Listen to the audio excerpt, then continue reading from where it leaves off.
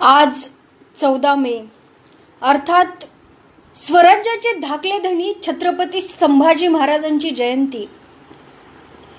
जयंती कोण साजरी करतो, कोणाची साजरी करतो आणि कशासाठी साजरी करतो, तसेच जयंती कोणत्या आधारावर साजरी केली जाते, या प्रश्नांची उत्तरं शोधणंही तितकंच गरजेचं आहे.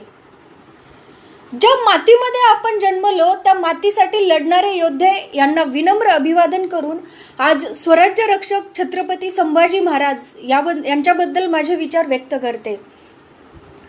ज्या मातीमध्ये छत्रपती शिवाजी संभाजी यांची पावले उमटली, शंभूराजांचे रक्त सांडले, देशासाठी मरणाचा देखणा सोहळा पाहिला, त्या मातीत जन्माला येण्याचे आणि येथे उभे राहण्याचे सौभाग्य आपल्याला मिळाले. इतिहास विसरणारी माणसे इतिहास घडवू शकत नाहीत आणि इतिहास घडवणारी माणसे इतिहास विसरू शकत नाहीत. हा इतिहास आहे. निरक्षर मराठी मावळ्यांचा इतिहास सुवर्ण अक्षरांनी लिहून ठेवावा इतका तेजस्वी आणि ओजस्वी याच मातीत घडला. मात्र साक्षर महाराष्ट्र यापासून बेदखल राहिला की काय अशी शंका आज येऊ लागली आहे. आजही आपल्याला शंभू चरित्र ऐकावं वाटतं आणि आपण कान देऊन ऐकतो. हीच आपल्या काळजात आजही छत्रपती शिवाजी आणि संभाजी जिवंत आहेत याची साक्ष आहे. इथल्या मातीचा एखादा ढेकूळ जर पाण्यात टाकला तर त्या पाण्यावर जो तवंग उठेल तो तवंग सुद्धा या मातीसाठी खर्ची पडलेल्या मावळ्यांच्या रक्ताचा असेल. सह्याद्रीची सैर करणे ऐऱ्या गैऱ्याचे काम नाही. सह्याद्रीची सैर फक्त तिघेच करू शकतात, एक वाघ, दुसरा वारा आणि तिसरे ते मावळे. या सह्याद्रीच्या कुशीत कधी कुण्या कचलेल्याचा जन्म झालाच नाही. इथे जन्माला आले एकतर शिवराय नाही तर शंभूराजे. आज 350 वर्षापूर्वीचा जागर आजही घडतो येथे.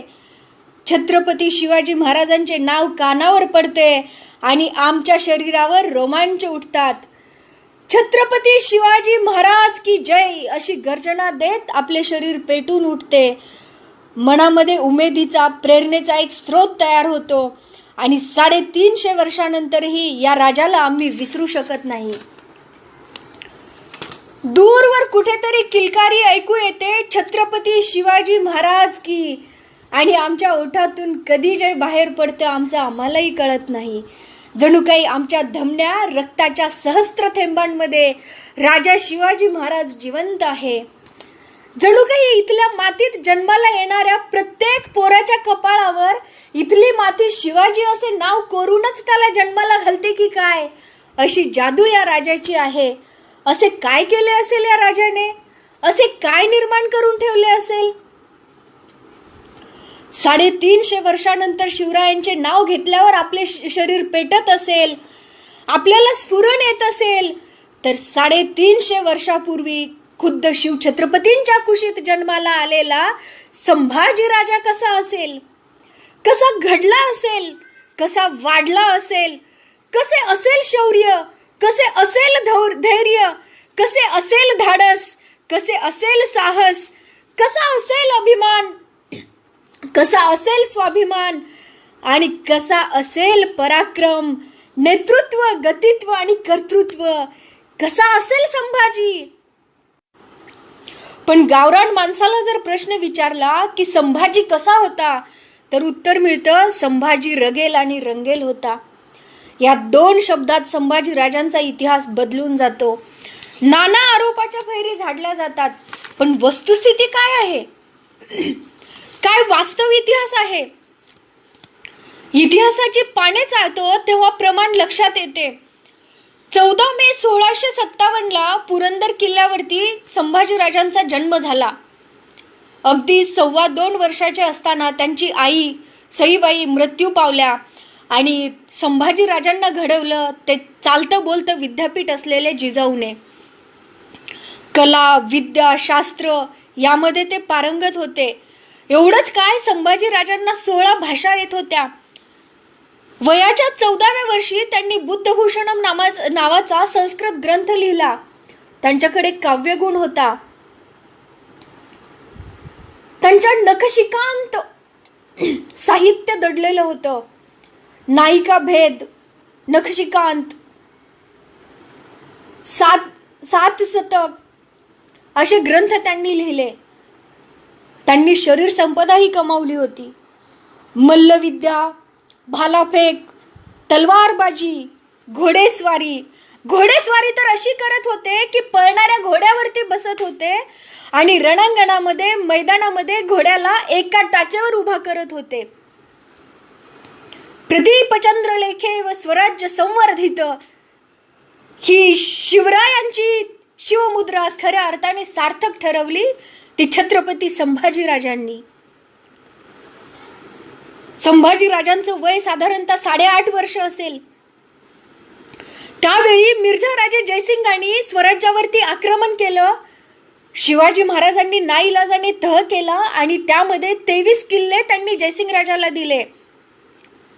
त्याचबरोबर संभाजीराजांनाही ओलीस ठेवावं लागलं आणि त्याच वेळी संभाजीराजांचा प्रत्यक्ष राजकारणात प्रवेश झाला. शिवराय हे औरंगजेबाचे 5,000 मनसबदार होते, तर संभाजीराजे 7,000 मनसबदार केलेले होते. जणू काय त्याला कळून चुकलं होतं की पित्यापेक्षा पुत्र हा सवाईच असणार आहे. औरंगजेबाने आपल्या सगळ्या मनसबदारांना आग्र्याला येण्याचे पत्र धाडले. तेच पत्र जसं शिवाजीराजांना मिळालं तसेच शंभू बाळालाही मिळालं. शिवराय विचार करत होते, शंभूराजांना एवढा प्रवास झेपेल का? पण त्यांच्या लक्षात आलं की तो सह्याद्रीच्या कुशीत आणि महाराष्ट्राच्या मुशीत जन्माला आलेला मराठी मावळा आहे. हा प्रवास तो सहज करेल. शिवराय शंभूराजांना आणि काही थोड्याच प्रमाणात मोजकीच आपलं सैन्यबळ घेऊन आग्र्याला गेले आणि तिथं औरंगजेबाने शिवरायांचा, शंभूराजांचा अपमान केला आणि आग्रा येथे त्यांना कैदेत ठेवण्यात आलं. पण संभाजीराजे मात्र फिरत होते आणि त्यांचा अभ्यास करत होते. आणि अशातच शिवाजी महाराजांनी आग्र्यातून सुटकेची सर्व सूत्रे शंभूराजांच्या हातात दिली. शंभूराजांनी अगदी चोख भूमिका बजावली आणि आपण सर्वजण जाणतोच की औरंगजेबाच्या हातावर तुरी देऊन शिवाजी महाराज पेटाऱ्यातून पसार झाले. इकडे शिवराय राजगडावर पोहोचले, पण 9 वर्षाचा संभाजी मात्र तिथेच होता. पेटाऱ्यातून पसार होताना तोही निघाला होता, पण शिवाजी महाराज एकटेच राजगडावर पोहोचले आणि 9 वर्षाचा शिवाजी काशीला गेला. आणि शिवरायांनी इकडे स्वराज्यात पोहोचताच अशी हुल उठवली की माझा शंभू मेला. खरे पाहता शिवरायांनी असं हुल उठवल्यामुळेच शंभूराजे सुरक्षितपणे स्वराज्यात परत येऊ लागले. गेलेला शंभूराजा वेगळा होता आणि परत आलेला संभाजीराजे वेगळा होता. गेला होता तो शंभू बाळ आणि परत आला होता तो स्वराज्याचा धाकला धनी होता. एक जाणता, परिपक्व झालेला, राजकारणाचा, रियासतीचा अभ्यास करून तयार झालेला संभाजीराजा. वय वर्ष 10 असेल. शिवाजी महाराजांनी विचारलं, शंभू बाळ, आपली लेखणी चालते पण तलवारीचे काय? त्याच वेळी हा छावा कडाडला, आबासाहेब आज्ञा असावी. आणि शिवरायांची आज्ञा घेऊन शंभूराजे गुजरातच्या खंबातला टिपण्यासाठी निघून गेले आणि ते जिंकूनच परत रायगडावर आले. लेखणी, बुद्धी आणि मनगट याच्या परीक्षेत ते अव्वल ठरले होते. प्रशासनाची जबाबदारी, दानप्रमुखाची जबाबदारी आणि धर्माचे खटले चालवण्याची जबाबदारी नाय कठोर संभाजी अतिशय उत्तम रीतीने चालवत होते. त्यांनी जनतेच्या कल्याणाचं सूत्र आपल्या काळजात जपलं होतं. रयतेच्या डोळ्यातील अश्रूने पराभव नको यासाठी ते नेहमी प्रयत्नरत असत. शंभूराजे 17 वर्षांचे झाले. रायगड, महाराष्ट्र आनंदून गेला, कारण शिवरायांचा राज्याभिषेक करायचा होता. आता शिवरायांच्या राज्याभिषेकासाठी कसा, कोणी, किती विरोध केला हे आपल्याला माहितीच आहे.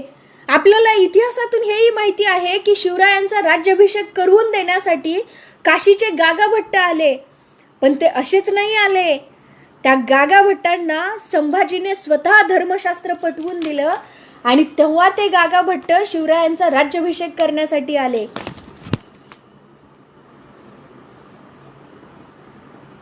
शिवरायांचं राज्य, स्वराज्य हे लोकशाही, लोककल्याणकारी राज्य झालं होतं आणि शिवराय त्या लोककल्याणकारी लोकशाही राज्याचे छत्रपती झाले होते आणि संभाजी राजे पहिले युवराज झाले होते. इथपर्यंत एकही आरोप नाही आणि डाग नाही. संभाजी राजांचं चरित्र अगदी निष्कलंक आहे, पण त्यानंतर चरित्राला पाण्याने असा काही पार दिला की मूळचा संभाजीच बदलून गेला. मल्हार रामराव चिटणीस नावाच्या बखरकारांनी आपल्या खापर पंजोबाला संभाजीने हत्तीच्या पायी दिले याचा राग मनात ठेवून संभाजीराजांचं विकृत चित्रण केलं. सभासद बखरीनेही तसंच केलं आणि मग या दोन बखरीचा आधार घेऊनच पुढचं लेखन केलं गेलं आणि संभाजीराजांना बदनाम केलं गेलं. संभाजीराजांवरती एकूण 60 नाटकं आहेत आणि 27 चित्रपट आहेत. आज सर्वांना चकचकीत पॉलिश्ड जगण्याची सवय लागलेली आहे. दादा कोंडकेंच्या पिक्चर मधलं एक गाणं आहे पहा, चंदनाच्या पाटावर चांदीच्या ताटात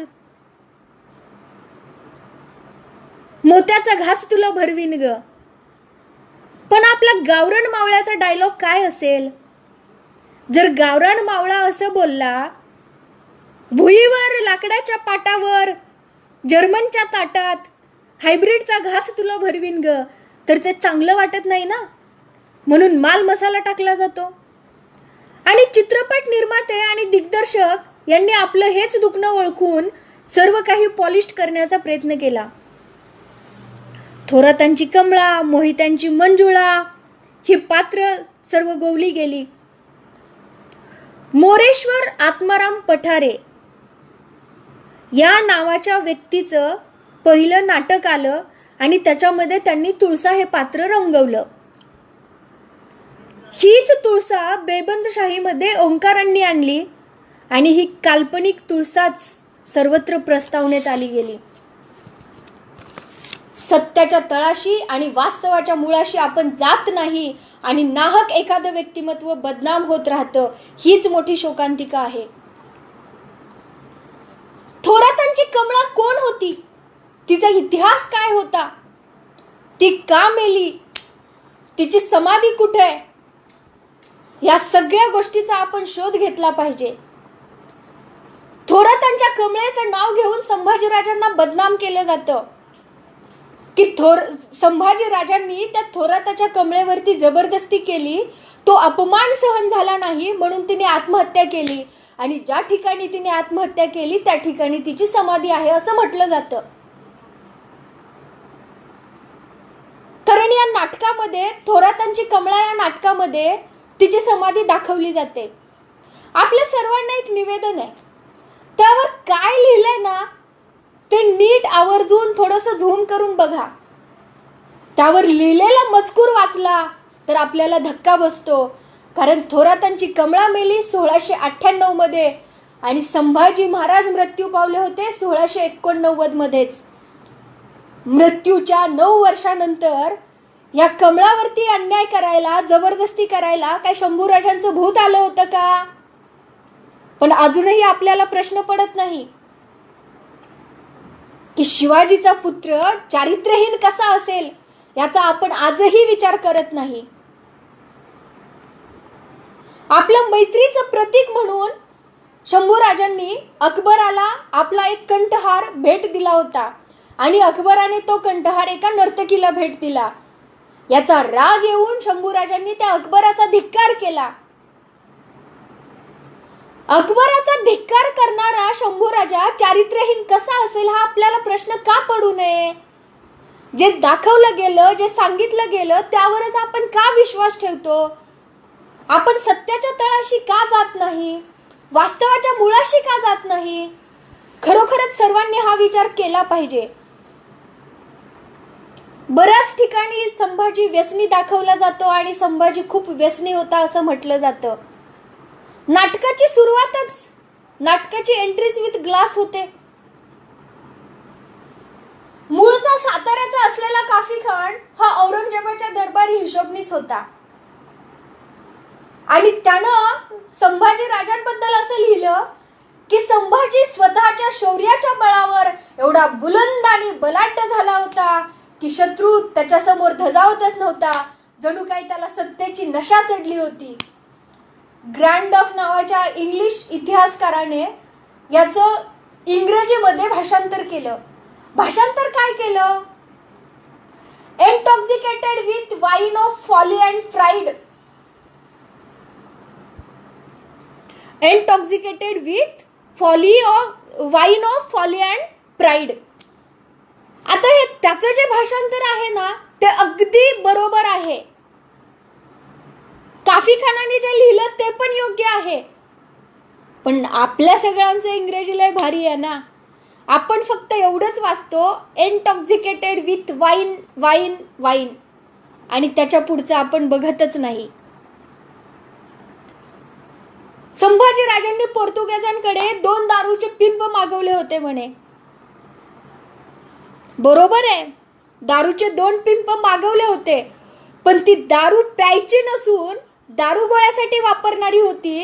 हे त्या लिहिणाऱ्यांना का कळत नाही? अशा वेळी लिहिणारा काय पिऊन बसलेला का ते तपासण्याची गरज आहे.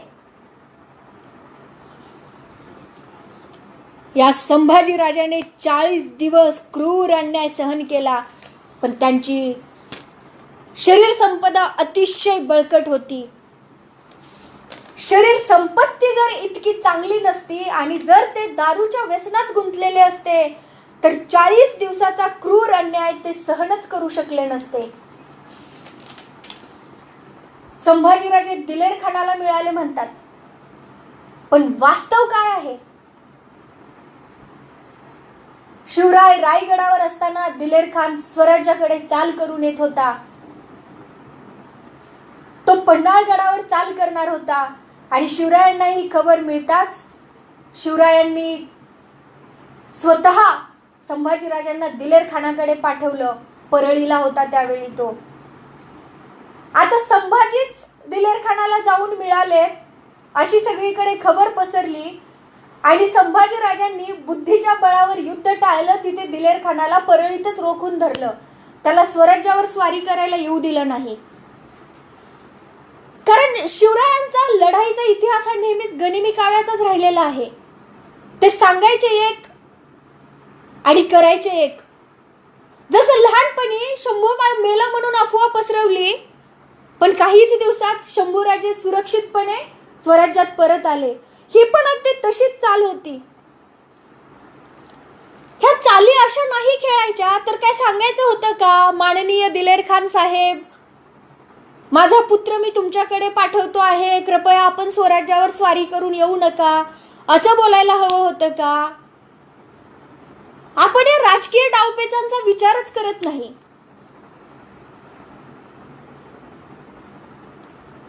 छत्रपती शिवरायांचा मृत्यू झाला आणि त्यानंतर थोड्याच दिवसात संभाजी राजांना अटक करा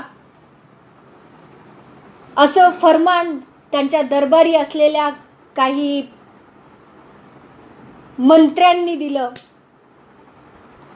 त्यांनी हंबीरराव मोहितेंना सांगितले की तुम्ही संभाजीला अटक करा आणि तुमचा जो भाचा आहे राजाराम त्याला आम्ही गादीवर बसवू. हंबीरराव मोहिते हे सोयराबाईचे भाऊ होते आणि राजारामचे मामा होते. आता कुठल्या मामाला वाटणार नाही आपला भाचा गादीवर बसावा म्हणून? पण हंबीरराव मोहिते हे स्वराज्याशी प्रामाणिक होते आणि हंबीररावांना त्यांची बहीण सोयराबाईनेच सांगितलं होतं की काहीही झालं तरी चालेल, पण संभाजीला अटक होता कामा नये. तुम्ही जा आणि संभाजीराजांना वाचवा. पण इतिहासाने मात्र सोयराबाईला कैकई दाखवून नेहमीच तिच्यावरती अन्याय केलेला आहे. इकडे स्वराज्याचा घाट बांधणं चालू होतं आणि औरंगजेबाचा थाट उतरवणंही चालू होतं. संभाजीराजांनी बुऱ्हाणपूरवर छापा मारला आणि औरंगाबाद पण लुटलं. संभाजीराजांनी बुऱ्हाणपूरवर छापा मारला आणि औरंगजेबाने औरंगाबाद लुटलं. औरंगजेब चौताळला, वैतागला. अकबर त्याच्या विरोधात संपूर्ण फौजेसह दख्खनवर हमला करायला आला. 14,500 सेनापती, सरदार, नातलग, अफाट सेनापती, 4 लाख सैन्य, 14 कोटी खजिना, 40,000 हत्ती, 70,000 घोडे, 35,000 उंट आणि 3 मैलाचा परिसर व्यापणारी छावणी औरंगजेबाची होती. संभाजीराजे 23 वर्षाचेच होते आणि या औरंगजेबाने स्वराज्यातल्याच काही फितुरांच्या मदतीने संभाजीराजांना अटक केली आणि त्यांना अतोनात यातना दिल्या. हा स्वराज्याचा सिंह पूर्ण 40 दिवस या यातना भोगत होता, पण तो हार गेला नाही. त्याने हार मानली नाही. हा खरा सिंहाचा छावा होता. आणि अखेर 14 मार्च 1689 संभाजीराजांची तुलापूर वडू येथे प्राणज्योत मालवली. आज संभाजीराजांवरती जी स्वराज्य रक्षक छत्रपती संभाजी ही डॉक्टर अमोल कोल्हेंनी मालिका काढली, त्या मालिकेत बऱ्यापैकी संभाजीराजांचा खरा इतिहास सांगण्याचा प्रयत्न केलाय. आपण सर्वांनी नेहमीच इतिहास हा सत्य वाचावा, तो सत्यच सांगावा आणि त्याचं सत्यच आकलन करावं. तरच आपल्या होऊन गेलेल्या सर्व महान रत्नांचा, विचारांचा आणि कार्याचा जागर होऊ शकतो. आज छत्रपती संभाजीराजे जयंतीनिमित्त त्यांच्या स्मृतीला परत एकदा विनम्र अभिवादन करते आणि इथेच थांबते. जय भारत.